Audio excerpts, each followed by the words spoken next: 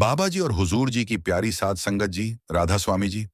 संगत जी, प्रेम और सत्कार से सुनिए एक ऐसी प्रेरणादायक कथा जो हमें गुरु महाराज जी की दया और इस दुनिया में सच्चे कर्मों के महत्व को समझाती है।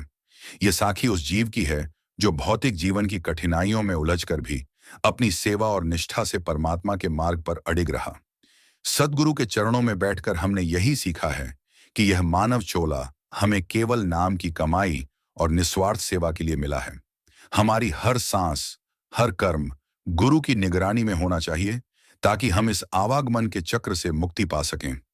अक्सर हम बाहरी आडंबरों और दिखावे के संसार में भटक जाते हैं, लेकिन संत हमें बार बार यह याद दिलाते हैं कि सच्चा दान या सेवा वह है जो गुप्त रूप से बिना किसी स्वार्थ या प्रशंसा की चाह के की जाए। यही वह कसौटी है जिस पर हमारा जीवन परखा जाता है। संगत जी, प्राचीन समय की बात है। चंद्रपुर नामक किसी गांव में कैलाश नाम का एक युवक रहता था जो लकड़ी काटकर अपना जीवन यापन करता था। वह अपनी पत्नी के साथ साधारण जीवन जी रहा था। जलाऊ लकड़ी से होने वाली आमदनी पर्याप्त नहीं हो पाती थी, जिससे हमेशा उसके परिवार में भोजन और कपड़ों की कमी बनी रहती थी। एक दिन परेशान होकर गुस्से में कैलाश की पत्नी उससे कहती है, कितने दिनों तक यह सिलसिला चलता रहेगा? न कोई त्योहार होता है, न कोई खुशी। क्यों आप इस लकड़ी काटने के काम को छोड़कर नगर जाकर कोई और काम ढूंढ नहीं लेते? कब तक हम यूं ही कठिनाइयों और गरीबी में जीवन बिताएंगे? कैलाश ने बड़े प्यार से उत्तर दिया, भाग्यवान, मैं हमेशा तुम्हारी बात मानता हूं, लेकिन मैंने पहले भी कहा है कि मैं यह गांव नहीं छोड़ सकता। शहर में यहां के जैसी शांति नहीं मिलेगी, और हां, मैं नहीं चाहता कि यह विषय हमारे बीच दोबारा आए। उसकी पत्नी ने कहा, ठीक है, जैसा तुम्हें सही लगे। खाना तैयार है, खाकर लकड़ी काटने चले जाओ। भोजन करने के बाद कैलाश लकड़ी काटने के लिए जंगल की ओर निकल पड़ा। चलते चलते वह काफी दूर पहुंच गया। वह सोचने लगा, आज तो बहुत दूर आ गया हूं। मुझे एक बड़ा पेड़ चाहिए जिससे आज अच्छी आमदनी हो जाए, लेकिन ऐसा कोई बड़ा वृक्ष नजर नहीं आ रहा। वहां एक पेड़ है पर छोटा है, चलो आज के लिए इसी से काम चला लेता हूं। कैलाश ने वह पेड़ काटा और सिर पर जलाऊ लकड़ी का गट्ठर रखकर नगर की ओर बेचने के लिए निकल पड़ा। लेकिन नगर पहुंचने पर उसने देखा कि लकड़ी खरीदने वाला कोई नहीं था। वह सोचने लगा, क्या मुझे यह सारी लकड़ियां वापस घर ले जानी पड़ेंगी? तभी रास्ते में एक पंडित ने उसे आवाज लगाई, सुनो लकड़ी बेचने वाले, इधर आओ। ये लकड़ियां कितने की हैं? कैलाश ने कहा, पंडित जी, आपको सारी लकड़ियां चाहिए या आधी? अगर सारी चाहिए तो कम दाम में दे दूंगा। पंडित ने कहा, मुझे सारी लकड़ियां चाहिए, लेकिन तुम्हारे बताए गए दाम पर नहीं। मैं सिर्फ अपने दाम पर ले सकता हूं। कैलाश ने थकान भरे स्वर में कहा, अरे, तो फिर यह लकड़ियां बहुत सस्ती हो जाएंगी, लेकिन चलिए दे दीजिए, वैसे भी मैं थक चुका हूं। पंडित ने 50 रुपये देते हुए कहा, ये लो और लकड़ियां यहां रख दो। वैसे तुम भूखे लग रहे हो, क्या कुछ खाना खाओगे? सब तैयार है, खाना खाकर ही जाना। कैलाश ने कहा, मुझे भूख तो बहुत लगी है, लेकिन अगर मैं खाऊंगा तो आपके लिए खाना नहीं बचेगा। रहने दीजिए, मैं घर जाकर खा लूंगा। पंडित मुस्कुराते हुए बोले, चिंता मत करो, यहाँ इतना खाना है कि 20 लोग और खा सकते हैं। जब भी भूख लगे यहाँ आया करो। कैलाश ने पूछा, क्या आप हमेशा ही सबको ऐसे खाना खिलाते हैं? पंडित ने उत्तर दिया, जब तक परमात्मा ने मुझ पर कृपा बना रखी है, मैं यह करता रहूंगा। ये सब उनकी मर्जी है। कैलाश ने कहा, ठीक है, तो मैं आज खाना यहीं पर खाऊंगा। उस दिन कैलाश ने उस पंडित के घर भर पेट भोजन किया और धन्यवाद देते हुए बोला, पंडित जी, आप बहुत ही दयालु और नेक दिल इंसान हैं। ऐसा अच्छा काम करने में मैं आपकी मदद करना चाहता हूं। अब से मैं लकड़ियां 50 रुपये में ही दिया करूंगा। पंडित ने कहा, बेटा, सकुशल घर जाना। कैलाश ने काटी हुई सारी लकड़ियां पंडित को 50 रुपये में दे दी और घर की ओर निकल गया। घर पहुंचते ही उसकी पत्नी ने पूछा, इतनी देर क्यों हो गई? क्या आज लकड़ियों का अच्छा सौदा मिल गया? लाओ पैसे। कैलाश ने उत्तर दिया, देखो, सौदा अच्छा तो नहीं था, आज केवल 50 रुपये ही मिले हैं, यह लो। उसकी पत्नी ने आश्चर्य से पूछा, क्या सच में तुम मुझे केवल 50 रुपये दे रहे हो? मैंने सोचा था कि आज शायद 2 गुना कमा कर लाओगे, लेकिन तुमने तो आधे ही दिए हैं। इतनी देर तक तुम कहाँ थे, क्या कर रहे थे? तब कैलाश ने कहा, मैं लकड़ियां बेचने गया था, लेकिन खरीदने वाला कोई नहीं मिला। फिर पास के नगर में धर्मपाल पंडित नामक एक विद्वान के घर चला गया। उनके यहाँ जो भी जाता है वे उसे प्यार से भोजन कराते हैं। ऐसे लोगों के लिए हमें कुछ करना चाहिए। उसकी पत्नी ने पूछा, हमेशा खाना खिलाते हैं? फिर तो वे बहुत अमीर होंगे। नहीं तो इतने लोगों को खाना कैसे खिलाते हैं? और तुमने उनकी मदद कैसे की? कैलाश ने कहा, वे उतने अमीर नहीं हैं जितना तुम सोच रही हो। वे एक अच्छी भावना रखते हैं और उस नगर के मंदिर के पुजारी हैं। वे अपनी मेहनत की कमाई से ही सबको खिलाते हैं। मैंने उनकी मदद के लिए कहा कि मैं उनके लिए हमेशा लकड़ियां 50 रुपए में ही काट कर दे दिया करूंगा। उसकी पत्नी ने कहा, क्या इतना काफी है? अगर तुम 2 गट्ठर लकड़ी नहीं काट सकते तो हर दिन 50 रुपए में घर कैसे चलेगा? मुझे बताओ। कैलाश ने उत्तर दिया, मैं अपनी हर कोशिश करूंगा और जो भगवान की इच्छा होगी वह होगा। आज मैंने उनके घर खाना खाया है, एक दिन तुम्हें भी वहां ले चलूंगा। इसके बाद कैलाश ने हर दिन जलाऊ लकड़ी काटी और अपने वादे के मुताबिक पंडित को सिर्फ 50 रुपये में ही बेचा। एक दिन पंडित भोजन करने बैठे ही थे कि बाहर से आवाज आई, पंडित महाराज, लकड़ी लेकर आया हूं। यहां आकर लकड़ियां ले लीजिए ताकि मैं जा सकूं। पंडित ने बाहर आकर कहा, कैलाश, मैं तुम्हें 50 रुपये नहीं दे सकता। तुम अपनी लकड़ियां वापस ले जाओ। कैलाश ने कहा, पैसे कल दे देना, लेकिन लकड़ियां यहीं छोड़ूंगा। मुझे बहुत भूख लगी है। क्या आप मुझे भोजन दे सकते हैं? वैसे भी आप सबको खिलाते हैं। पंडित ने मुस्कुराते हुए कहा, क्यों नहीं कैलाश, पहले अपने हाथ पैर धो लो, तब तक मैं भोजन की व्यवस्था करता हूं। पंडित ने घर के अंदर जाकर अपनी पत्नी से यह बात कही। उसकी पत्नी बोली, आपने ऐसा वादा क्यों किया? हमारे घर में खाने के लिए कुछ भी नहीं बचा है, सिवाय उस भोजन के जो मैंने अभी आपको परोसा है। पंडित की पत्नी बोली, इस समय हम कैलाश को कैसे खिलाएंगे? सारा खाना खत्म हो चुका है। क्या आपको यह नहीं पता? पंडित बोले, अरे, इसमें कौन सी बड़ी बात हो गई? तुमने जो खाना परोसा है वह कैलाश के लिए पर्याप्त है। मैं सोच रहा हूं कि आज उपवास कर लूं। पंडित की पत्नी बोली, मुझे बताओ, तुम ऐसा कितनी बार करोगे? जब हमारे पास खुद के लिए भी पर्याप्त नहीं है तो दूसरों के लिए इतना सब क्यों करते हो? ये सब कहां से आएगा? पंडित बोले, ईश्वर सब कुछ देते हैं, पहले कैलाश को भोजन परोस दो। मित्रों, पंडित ऐसे ही लोगों को भोजन कराते थे, भले ही उनके पास स्वयं के लिए भी कुछ न हो। एक दिन कैलाश लकड़ी काटने जंगल गया। उसने सोचा, जंगल के किनारे के सारे सूखे पेड़ तो मैं पहले ही काट चुका हूं। अब जो बचे हैं वे सब हरे पेड़ हैं। जंगल के अंदर जाना थोड़ा मुश्किल लग रहा है। मैं इससे पहले कभी इतना अंदर नहीं गया। यहां जंगली जानवर भी हो सकते हैं। अगर मुझे कुछ हो गया तो क्या होगा? ये सोचकर वह जंगल के भीतर डरते डरते चला गया। वह काफी दूर निकल गया, लेकिन कोई उपयुक्त पेड़ नहीं मिला। अचानक उसे एक बड़ा पेड़ दिखा। उसने सोचा, यह शाखा तो काफी मजबूत है, इसे काटूं तो 3 गट्ठर लकड़ी बन जाएंगे। पहले ही बहुत देर हो चुकी है। यह सोचकर कैलाश उस पेड़ पर चढ़ गया। वह उसी शाखा पर बैठ गया और उसी को काटने लगा। शाखा बहुत बड़ी थी, इसीलिए कटने के बाद वह बगल के पेड़ और एक छोटे टीले के पास गिर गई। तभी अचानक वहां एक साधु प्रकट हुए और बोले, मेरी तपस्या किसने भंग की? लगता है यह तुम ही थे। साधु क्रोध से भर गए और बोले, मैं तुम्हें श्राप देता हूं कि तुम कुत्ते बन जाओगे। कैलाश घबरा गया और बोला, महाराज, मुझे माफ कर दीजिए, मुझे नहीं पता था कि आप यहां तपस्या कर रहे हैं। साधु बोले, मैं यहां वर्षों से तपस्या कर रहा हूं। तुमने मेरी तपस्या तोड़ी है, इसीलिए तुम इस पाप के भागीदार हो। कैलाश ने विनती की, महाराज, मैं रोज लकड़ियां काटने आता हूं और उन्हें बेचकर अपनी आजीविका चलाता हूं। मैंने जानबूझकर ऐसा नहीं किया। कृपया इस श्राप को वापस ले लीजिए। यह सुनकर साधु का गुस्सा थोड़ा शांत हुआ। तब वे कैलाश से बोले, मैंने जो श्राप तुम्हें दिया है इसे वापस लेना संभव नहीं है, लेकिन एक उपाय है जिससे तुम इस श्राप से मुक्त हो सकते हो। कैलाश ने पूछा, कृपया मुझे उपाय बताइए महाराज, मैं इस श्राप से कैसे मुक्त हो सकता हूं? साधु बोले, तुम ऐसे 2 लोगों को ढूंढो जो सबसे अच्छा दान करते हो। उनके भोजन के बाद बचा हुआ एक भी दाना खा लेने से तुम्हारे श्राप का असर धीरे धीरे समाप्त होने लगेगा। जब तुम पूरी तरह सफेद हो जाओगे तब इस श्राप से मुक्त हो जाओगे। कैलाश ने रोते हुए कहा, महाराज, मैं अपनी पत्नी का सहारा हूं। लकड़ियां बेचकर जो पैसे लाता हूं उससे हमारा गुजारा होता है। अब मैं कुत्ता बन गया हूं तो मेरा अब क्या होगा? साधु बोले, चिंता मत करो, ईश्वर मदद करेंगे। जब तुम्हारा श्राप टूटेगा तब तुम्हारा जीवन सुखी हो जाएगा, धन धान्य से भरा होगा और तुम्हें हर कष्ट से मुक्ति मिलेगी। यह कहते हुए साधु वहां से चले गए।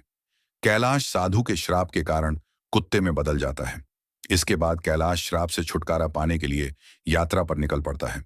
वह सोचने लगता है, जैसा साधु ने कहा, मुझे सबसे अच्छा दान देने वाले कहाँ मिलेंगे। मेरी समझ में कुछ नहीं आ रहा। हाँ पंडित जी, वो बड़े ही उदार और नेक दिल व्यक्ति हैं। अब मैं सबसे पहले उन्हीं के पास जाता हूँ। कैलाश कुत्ते के रूप में पंडित के घर पहुंचता है।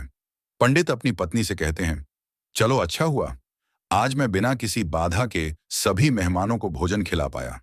सच में भगवान की कृपा है। पंडित के भोजन कर लेने के बाद उनकी पत्नी ने बचे हुए भोजन को बाहर फेंक दिया। कैलाश कुत्ते के रूप में वहां पहुंचा और पंडित के बचे हुए भोजन को खा लिया। खाना खाते ही उसका आधा शरीर सफेद हो गया। कैलाश खुशी से कहता है, मुझे पता था कि पंडित जी बहुत ही दयालु व्यक्ति हैं। मुझे आधे से मुक्ति मिल गई, लेकिन पूरी तरह मुक्त होने के लिए मुझे किसी और को ढूंढना होगा। ये सोचते हुए कैलाश आगे बढ़ता है। वह कहता है, अगर मैं इस श्राप से मुक्त हो गया तो मैं सुख, समृद्धि और शांति के साथ जीवन जीऊंगा। इतना कहकर कैलाश दूसरे व्यक्ति की तलाश में निकल पड़ता है। एक दिन वह मोहन नाम के एक युवक को हल जोतते हुए देखता है। कैलाश कुत्ते के रूप में उसके घर के सामने बैठ जाता है। तभी राम नाम का एक व्यक्ति वहां से गाय लेकर जाता है। वह कहता है, मोहन बहुत ही नेक इंसान है। वह सिर्फ मुझे ही नहीं, कई और लोगों को भी गाय दान कर रहा है। ऐसे व्यक्ति को आशीर्वाद मिलना चाहिए। कैलाश यह सुनकर सोचता है, वाह, आज मुझे श्राप से मुक्ति मिल जाएगी। मोहन भी पंडित जी के जैसे ही दयालु होंगे। अब देखता हूं वह कब भोजन करते हैं। कैलाश वहां बहुत देर तक इंतजार करता है। मोहन ने जब भोजन किया और पत्तल को बाहर फेंक दिया तो कैलाश तुरंत उस पत्तल पर बचा हुआ खाना खा लेता है। लेकिन यह देखकर वह हैरान रह जाता है। वह कहता है, अरे, मेरे शरीर का रंग नहीं बदला। मोहन ने तो गाय का दान भी किया था, फिर भी यह क्यों नहीं हुआ? मुझे कुछ समझ नहीं आ रहा। थोड़ी देर बाद कैलाश वापस पंडित जी के घर के बाहर आकर बैठ गया। वहां उसने दो युवकों को बातचीत करते हुए सुना। पहला युवक बोला, अरे भाई, आज मोहन ने फिर गाय का दान दिया। दूसरा युवक बोला, हाँ, वह चाहे कितना भी बड़ा दानी दिखे, लेकिन हमेशा नगर के बाहर वालों को ही बुलाकर दान करता है। सच जानोगे तो हैरान रह जाओगे, उसकी सारी गाय 2 महीने से ज्यादा दूध नहीं देती। पहला युवक चौंक कर बोला, क्या? अगर वह ऐसा करता है तो उसे अवश्य ही पाप लगेगा। हमारे राजा की तरह कोई और नहीं कर सकता। वह एक महान दानी है। 1 हफ्ते खाना बांट रहे हैं और कल आखिरी दिन अन्नदान के साथ वस्त्रदान भी करेंगे। राजा खुद वहां सबके साथ 1 हफ्ते से खाना खा रहे हैं। कभी उनके जैसा परोपकारी देखा है कहीं? अरे, ये तो कुछ भी नहीं। उन्होंने हमारे नगर में अच्छी सड़कें बनवाई हैं, हर जगह कुएं और तालाब खुदवा दिए हैं। सच में उन्होंने हमारे लिए बहुत कुछ किया है। ऐसा धर्मात्मा मैंने कभी नहीं देखा। ये बातें सुनकर कैलाश बहुत खुश हुआ। उसके मन में विचार आया, चलो, अब तो तय है कि मुझे मेरे श्राप से मुक्ति मिल जाएगी। मुझे तुरंत राजा के पास जाना चाहिए। वह राजमहल में नहीं, बल्कि लोगों के साथ खाना खा रहे हैं। इस अवसर का लाभ उठाना चाहिए। अगले ही दिन कैलाश उस जगह पहुंच गया जहां राजा भोजन करा रहे थे। वहां उसने राजा को कपड़े बांटते हुए देखा। वह सोचने लगा, राजा कितने महान हैं। वह भोजन देने के साथ साथ सभी को वस्त्र भी बांट रहे हैं। मैं जिन अच्छे लोगों को ढूंढ रहा था, निश्चय ही यह वही व्यक्ति हैं। मुझे उनके भोजन के बाद इंतजार करना होगा।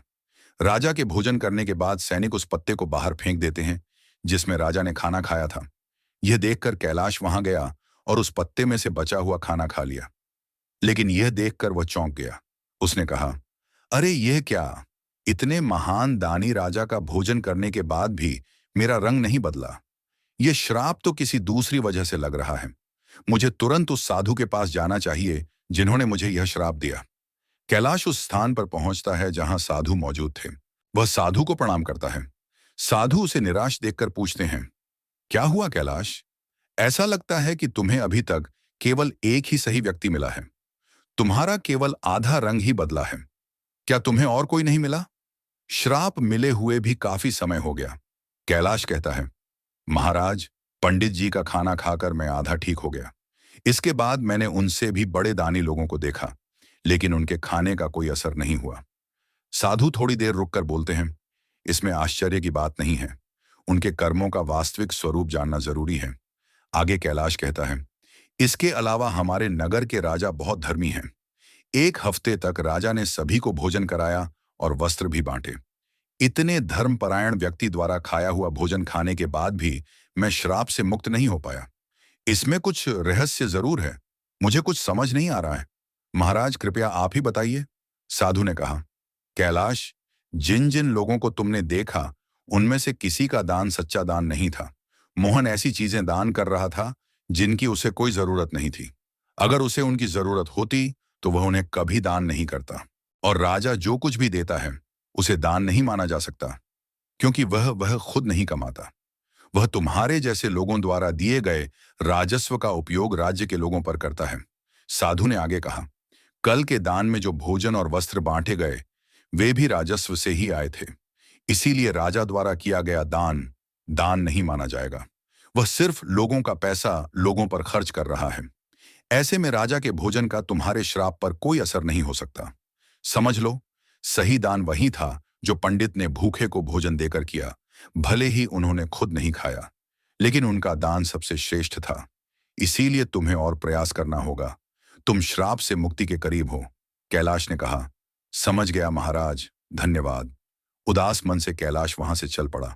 उसने सोचा, बाप रे, कितनी दूर आ गया हूं। बहुत भूख लगी है। अच्छा होगा कि पास में कुछ खाने को मिल जाए। तभी उसने देखा एक किसान घड़े में पानी लेकर जा रहा था। पास में खड़े दो युवक आपस में बातें कर रहे थे। उस किसान को देख रहे हो? वह रोज इस धूप में इस पानी से भरे मटके से यहां से गुजरने वालों को पानी पिलाता है। वह बूढ़ा आदमी 80 साल से अधिक का लगता है, पर फिर भी उसका काम काबिले तारीफ है। थोड़ी देर में किसान ने खाना निकाला और खाने लगा। कुत्ते के रूप में भूखे कैलाश को देखकर किसान ने अपने भोजन में से कुछ लिया और उसे दे दिया। जैसे ही कैलाश ने वह भोजन खाया, उसका श्राप समाप्त हो गया और वह वापस इंसान बन गया। उसने किसान को धन्यवाद दिया और खुशी खुशी वापस लौट आया। उसने सोचा, सचमुच दान कभी छोटा या बड़ा नहीं होता। भूख मिटाने वाले पंडित और प्यास बुझाने वाले इस किसान जैसा होना ही सच्चा दान है। सबसे अच्छा दान वही है जो निस्वार्थ भाव से दूसरों की मदद के लिए किया जाए। चलते चलते कैलाश अपनी पत्नी के पास अपने घर पहुंच गया और खुशी से रहने लगा। उधर पंडित ने इतना दान कर दिया था कि उसकी आर्थिक स्थिति खराब हो चुकी थी। जब उसकी पत्नी ने उससे कहा, पास के नगर में एक राजा रहते हैं जो पुण्य को खरीद लेते हैं। आप उनके पास जाकर अपना कुछ पुण्य बेचकर पैसे ले आइए ताकि हमारा काम चल सके। पंडित ने पहले तो मना कर दिया, लेकिन पत्नी के बार बार कहने पर वह जाने को तैयार हो गया। उसकी पत्नी ने उसके खाने के लिए 4 रोटियां बनाकर दी। पंडित अपने घर से चल पड़ा। जब वह नगर के समीप पहुंचा तो उसने एक तालाब देखा। वहां स्नान आदि कर्मों से निवृत्त होकर वह रोटियां खाने के लिए बैठा ही था कि एक कुतिया उसके सामने आ गई। कुतिया ने जंगल में बच्चों को जन्म दिया था। 3 दिन से कुतिया और उसके बच्चे भूखे थे। भारी बारिश के कारण वह बच्चों को छोड़कर कहीं जा भी नहीं सकती थी। पंडित ने कुतिया को भूखा देखा तो अपने भोजन में से एक रोटी उसे दे दी। कुतिया ने रोटी खा ली। फिर उसने दूसरी रोटी दी, जिसे कुतिया ने खा लिया। इस तरह पंडित ने एक एक करके अपनी 4 रोटियां कुतिया को खिला दी। कुतिया तृप्त हो गई, लेकिन पंडित खुद भूखा रह गया और वहां से राजा के महल को चल पड़ा। पंडित राजा के पास पहुंचा और कहा, मैं अपना पुण्य बेचना चाहता हूं। राजा ने कहा, आप दोपहर के बाद आइए। राजा ने अपनी पत्नी से पूछा, एक पंडित विद्वान यहां आया है जो अपना पुण्य बेचना चाहता है। तुम्हारे अनुसार उसके पुण्य में से कौन सा पुण्य सबसे बड़ा है जिसे मैं खरीदूं? पत्नी ने कहा, जो आज उसने जंगल में 3 बच्चों वाली कुतिया को रोटी खिलाकर कमाया है, वही पुण्य अच्छा है। पत्नी की यह बात सुनकर राजा पंडित के पास गया और बोला, आप कौन सा पुण्य मुझे देंगे? पंडित बोला, आप कौन सा पुण्य लेना चाहते हैं? राजा ने कहा, आज आपने जो यज्ञ किया है हम उसी का पुण्य लेना चाहेंगे। पंडित ने कहा, मैंने आज कोई यज्ञ नहीं किया। मेरे पास इतना धन ही नहीं है कि यज्ञ कर सकूं। राजा ने उत्तर दिया, आपने आज तालाब किनारे एक भूखी कुतिया को 4 रोटियां खिलाई हैं। हम वही पुण्य खरीदना चाहते हैं। पंडित ने पूछा, उस समय तो वहां कोई नहीं था, आपको कैसे पता चला? राजा ने कहा, मेरी पत्नी पतिव्रता है, उसी ने मुझे ये सब बातें बताई हैं। पंडित ने कहा, बहुत अच्छा, ले लीजिए, लेकिन इसका मूल्य क्या देंगे? राजा ने कहा, आपकी रोटियों जितने वजन की थी मैं उतने ही वजन के हीरे मोती तौल कर दूंगा। पंडित ने सहमति दे दी। राजा ने अंदाज से उतने ही वजन की 4 रोटियां बनवाईं। राजा ने रोटियों के वजन की बराबरी के लिए तराजू में हीरे और मोती रखवा दिए। लेकिन जितने भी रत्न रखे गए, रोटी वाला पलड़ा ऊपर नहीं उठा। राजा ने कहा, और रत्न लेकर आओ। जब पंडित ने अपने पुण्य का ऐसा प्रभाव देखा तो उसकी आंखें खुल गईं। उसने कहा, राजा जी, मैं अभी यह पुण्य नहीं बेचूंगा।